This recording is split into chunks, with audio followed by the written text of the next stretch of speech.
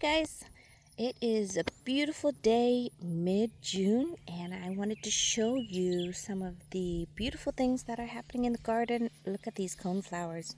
Oh my word, they are amazing. Look at all the pollinators and the butterflies on them. This little garden bed over here is the original where I put the coneflowers down. So they are like, I would say almost 3 feet tall. Some of these coneflowers are so big. If I back out here, you can see the border is completely full. And then I've got calla lilies in here intermixed, and I think both the combinations together are great. And honestly, I could not tell you the color at the time that it would go so well with each other, but it looks like all I have in here is really just white and this lavender pink purple color combination, and the contrast is just amazing. And then I've got this beautiful Miss Molly butterfly bush in here, and the color just goes together really great. Sometimes you create a garden, and all of my gardens it's very difficult because I usually buy one plant and then I grow the others from cutting or from seedlings, so you don't really know what potentially it could look like or what it will become. But over here, if you can see, it's just a beautiful blend of the colors and they mesh together so well, and it's just doing really great. There is a sedum in here. This is sedum autumn joy, and she will have almost the same color blend as the coneflowers. I do apologize, I don't have the variety of the different varieties of coneflowers in here, but you can see some of them I do believe already self-seed. That's why I have an intermix of different colors. It's kind of funny because over here, this is from seedling as well, and it's very small in stature until it matures. But you can see intermixed between is white and then a pink, so it looks like the two seeds dropped from the mother plants and they just kind of grew together. And I didn't really even realize that when I potted up and transplanted over here. So I've got a mixture of two different colors pretty much all around the garden, and these two colors, they just blend together so well. And the sedum hasn't actually flowered yet, but the leaf structure on it, I mean, the growth habit is just a really unique plant to have in the garden. I definitely would recommend it. And then you got pollinators coming in when they actually start to bloom. But right now, all the pollinators are munching on the coneflowers. The butterflies are loving it. You can see here, the bees are all over it. And the butterflies, look at how big this bumblebee is. And then you got a smaller version of the other bumblebees. But it's just a happy place. Everybody's coming out to eat. And then on top of that, I've got the angel trumpet that is pushing out. This will be the first one that will bloom for this summer, this angel trumpet. And it's gonna be the one where it's white. It starts out white and then it turns into that pinkish shade. Very beautiful. So again, the color coordination in this garden, I couldn't have planted any better because I struggle with color palettes just because I just throw in everything that I love. And sometimes it works great, sometimes it doesn't. But in this garden, I mean, just the two colors. I've got the calla lily, both the pink and the white, and then of course the coneflower, the pink and the white. And then you got Miss Molly, and then when the angel trumpet comes, you can see the color variation. Look at this. They're getting so big, they're flopping over. Look at the butterfly and the bumblebees all in the same one. Like, they are loving this area over here, and I'm disturbing their lunch. But what I really want to show you is, even though they love the coneflowers, and the coneflowers do attract butterflies and all the pollinators, what really got my attention and I want to bring you to is this chase tree. I mean, it is buzzing with so much life. Like, look at this chase tree. You got bumblebees fighting for position. I had butterflies on this earlier, but this is first year in the ground for this chase tree, and it is already almost 6 feet tall. And chase tree usually get to about 12 feet tall, and I would say probably 5 or 6 feet wide. This one I would like to limit into a standard, and you can see where I'm going to probably do that today. I'm going to come in and limb, but right now the flowers are so pretty, I might have to wait until I deadhead everything, because right now I don't want to disturb the bumblebees from doing their thing. But it is buzzing with life over here.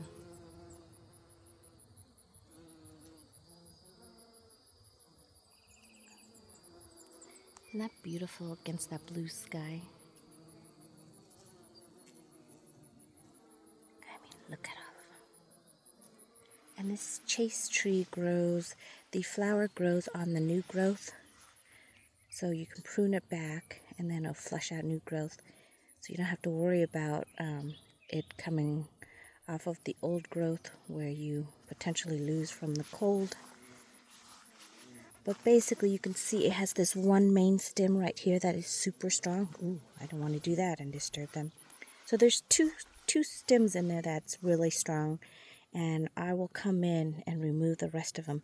But doesn't it look just like a butterfly bush? I mean, I think it actually has better flowering habits than the butterfly bush. And I cut back my 2 standard butterfly bush that I had over here. I'm going to shift you, sorry. There was the standard butterfly bush here, and with that wind that we had for a couple weeks, it blew it over. So I cut it back really hard, and you can see it's flushing out new growth. So this is the Miss Molly butterfly bush. This is one of the branch or trunks that I cut back, and there's multiple in here, and then you can see it's just flushing out with new growth. So I think it's better to keep that one. I feel like the butterfly bush has a harder time with the standard because it's not as strong, but the chase tree is a little bit stronger, so they definitely can hold their structure a little bit better against the wind. This is the second standard that I cut back over here, and it's flushing out as well. And then this one is a new growth from a cutting. You can see the growth habit on this one. And I want to pan you over here. Sorry, I want to go slow so I don't make you sick. So the habit of the chase tree, I think it grows a little bit faster, even though Miss Molly does grow quite fast. But she's doing great. Oh, and let me show you the stargazer lily finally bloomed. Look at that. Isn't that beautiful? This one is about done, spent. You can see the pollen is done. This one, look, if you touch this, you get like orange pollen all over you. But it's so pretty and it smells so good. Everybody loves that. So let me go back to the chase tree. And what I'm going to do is prune it back, create a standard, and then take all of this and do cutting. Look at this weird looking wasp.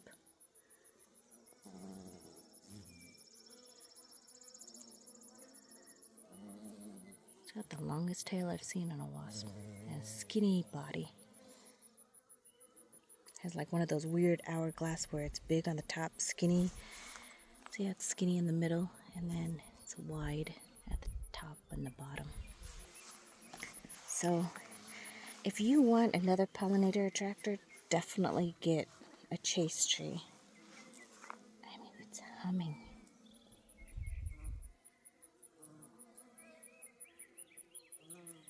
It's buzzing with life.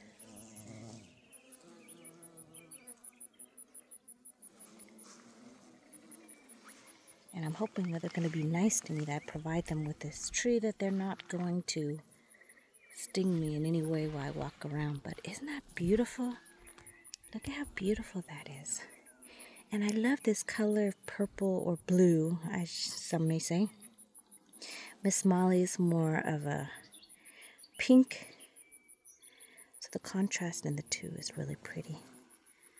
Look at how big this bumblebee is. They're like chasing each other off of the panicles. But you can see there's tiny little pollinators to the really big, ginormous ones.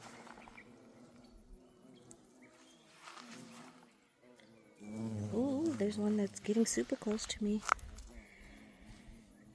And you can see they are really long lasting. They've been like this for almost 2 weeks plus, and there's new growth coming out, and of course they grow on new growth. So you come in, you prune it back. You can see this is the original first bloom. And then the side shoot, just like the butterfly bush, this one will bloom.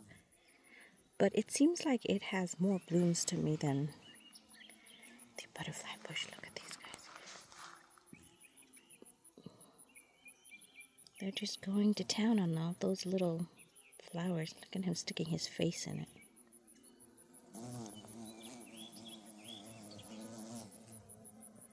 Oh, he's like, ooh, that person's way too close. And then this is like a spent bloom. So this one is probably one of the very first ones that bloom.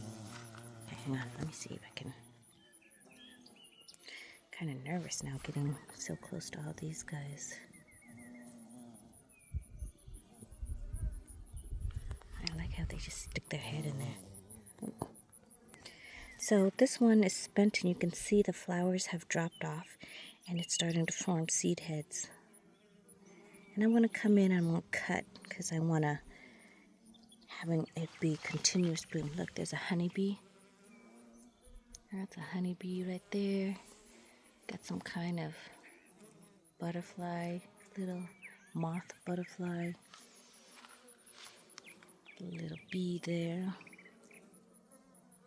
I mean, this is such an amazing pollinator plant. I never really thought it would be this massive, or that it would be this much of an attractor. But look at it.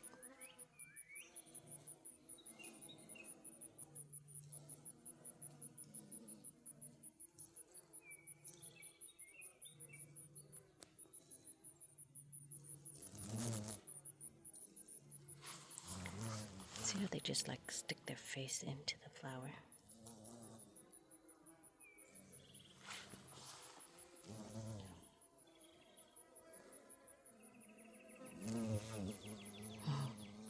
Going from one to the next to the next. But I mean, it's just so much fun to watch it. So that's, let me see, what else? What else in the garden?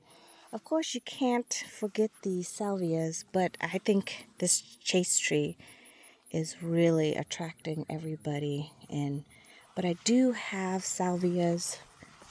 Let me go to a salvia where they are attracting some. But these salvias, right now, I think it's too little compared to the big feast that they have on the other, under the chase tree. So they're kind of like, oh, you know, I'm going to go to the big feast and not the little tiny plants. So you can tell there's like no life on this. There's only a couple, one or two. And then we will swing over here. Let's see if we can find any over here. Oh, look, here's butterflies. Butterflies. There's another of the stargazer lily. I love stargazer lily. This butterfly here is enjoying its life. And then here's another salvia that is great pollinator attractor, but you can see it's not as busy as the chase tree. Look at this bee going after my Julia Child rose.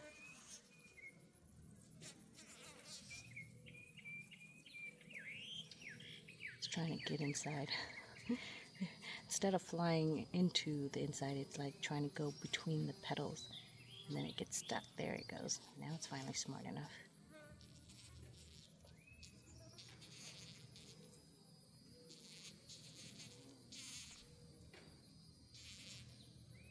It's going off after all that. Making some noises in there. Here are a couple, but like I said, definitely not as big of an attractor as the chase tree. So definitely would recommend getting a chase tree if you don't have one, just to bring more pollinator into the garden. And as you can see, everything is growing and blooming right now. So this is another area over here. This one just has a smorgasbord of stuff. I've got calla lily. This one's more the purple variety. I do have this pink one. This one is kind of funny because I know this one is first year, but look at how little they are. This is such a miniature size coneflower compared to this size over here. I mean, this one, that one I had to like crouch down to really get close, but this one is beautiful as it is. I've got pinks, purples, whites. I've got red because there is a hardy hibiscus back there.